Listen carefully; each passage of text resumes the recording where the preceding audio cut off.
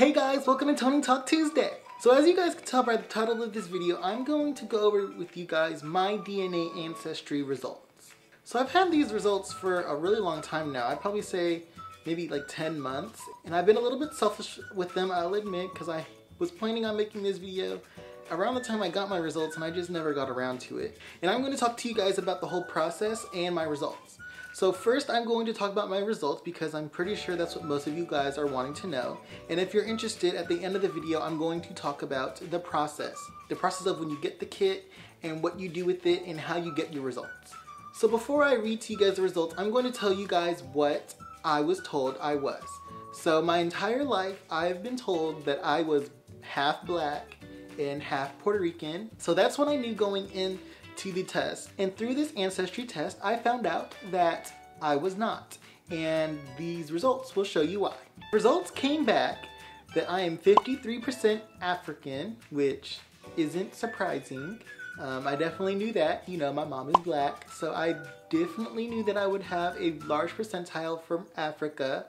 But I was actually really surprised that there's an extra 3%, which means my dad has to be at least 6% African. Of that 53%, 20% of that is from Benin, Togo, which is actually my largest percentile from any country throughout my entire test. 10% African, Southeastern Bantu, 8% Senegal, and 7% Cameroon or Congo, which is really interesting. I've always wanted to go to Cameroon. I don't know why, but I've always wanted to go, so hopefully I'll be able to go. And there's another 8% of that African ancestry broken up into smaller percentiles of the rest of my African percentage, and those should be on the screen right now. So my next huge area is I am 9% Native American, which I have never known. I have never heard that I was Native American. Okay, well, I feel like all black people, we told that we like part Indian or something like that, but I don't know what that means. Like, are we Indian from like India or Indian from Native America? So like most people, you know, they say they're Indian, but whatever. I don't know what that means. So I was really interested to find out that I was 9% Native American. I've never known that. I've always wanted to wear a headdress at Coachella, so now I can do it. I'm just kidding. I would never do that. But yeah, that's really neat. One of the things that I know that coming back with Native American ancestry, it doesn't necessarily mean you're from the United States portion of the land.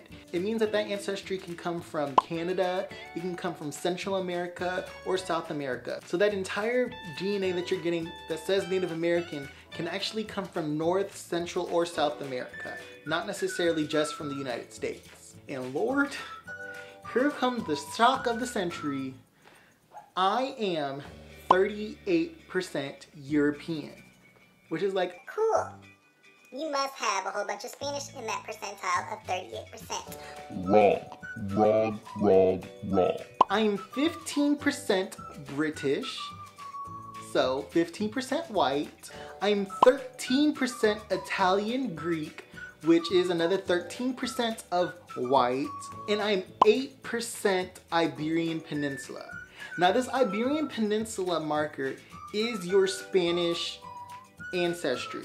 So if you're told that you're Hispanic, if you're a Hispanic person, the thing that you would be looking for to confirm that would be the Iberian Peninsula. The Iberian Peninsula consists of Spain, Portugal, and other Spanish originated countries.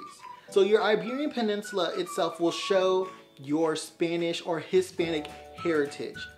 That's it. That is your heritage right there, the Iberian Peninsula. When I found out that I was only 8% Iberian, I was shocked, which means I'm only 8% Hispanic, which means at the very most, my dad can only be 16% Hispanic, which means that all of his siblings are at most 16% Hispanic, which means at most his parents are only 32% Hispanic, and so on and so forth. So we're basically not even Hispanic. We're just a whole bunch of white people. Well, I'm not, I'm black, but y'all are a whole bunch of white people. Sorry. And then there's an extra 2% of European ancestry that are broken up into smaller percentages around Europe. So that's it for my DNA ancestry results. Those are the percentages that make up my entire ancestry from beginning all the way to me.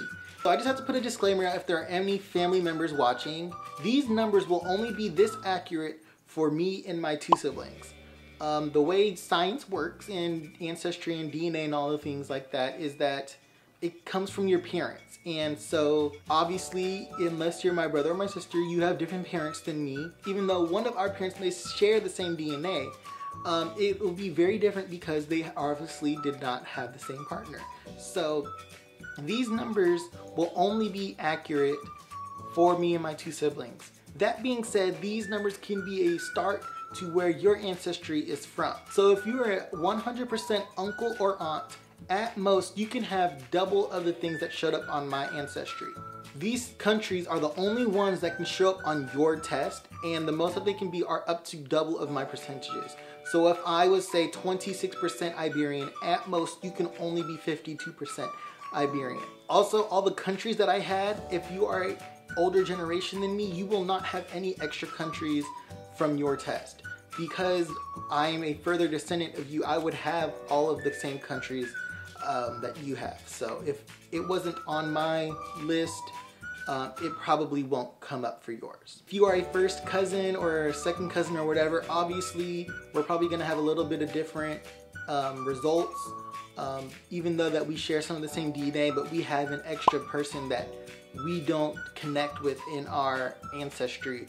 So it'll be a little bit different, but we definitely get the same percentages from our ancestors. So that's a different area and topic for you. So now I'm going to talk about what the process is like to get your entire test done from beginning to end. So when I initially decided to take this test, I saw a whole bunch of news articles and videos that were coming out where they tested identical twins or triplets on DNA ancestry type tests. And there's a lot of companies that claim that they can do this, but the results came back differently for a lot of tests. I was initially going to use 23andMe because it offers you a lot of things, but it had a very big discrepancy in its results among identical twins and triplets. I chose DNA Ancestry because it was the most accurate across any video, any news, or anything that I've ever seen. So I thought this would be the most reliable. So when you go on DNA Ancestry, you can order a kit. That's what you want to do to get this test done. Now these kits cost around $100. But if you want to do this, I would consider waiting because there are always sales on Ancestry. I only paid $50 for mine because it was on sale, and there are always sales going. I also know on top of that, that there's a buy one, get one with percentage off. I'm not really sure how much the percentage is off, but if you get 2, you definitely get a discount on the second one. So when you order your kit, the only thing that is shown on your profile is your name and your address. That is it. You do not give them a race, you do not give them an ethnicity, you do not give them anything that would be considered cheating in the test. They were not told any of my ancestry whatsoever or what I thought my ancestry was. All of that was completely confidential. So when they send you your kit, you are given a lot of things. I don't have my kit with me, but I'm going to explain to you what it's like when you open it. So when you get your kit, there is a list of instructions for things that you can do, and there's also a tube. This tube is what you'll put your DNA in. And how you do it is that you will spit up until a line on the tube, and it's a lot of spit, I promise you guys. It was crazy how much spit you have to put in this.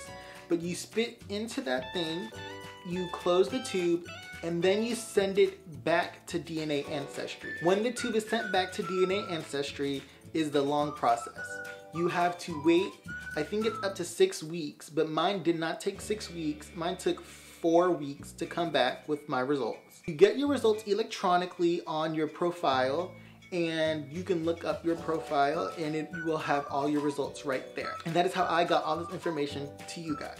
So the process is really simple. It's not too complicated. It definitely takes a while, but if you are really wanting to know your ancestry that bad like I did, it's definitely something that isn't too hard to do. So that's it for this video. Make sure you subscribe so you're the first person to know when I put up new videos. Make sure to smash the thumbs up button down below so that I know you guys are enjoying this content that I'm putting out for you guys. And don't forget to comment something in the comment section down below, and it may even be featured in the next Honey Talk Tuesday. Alright, that's it for this video. I'll see you guys later. Bye.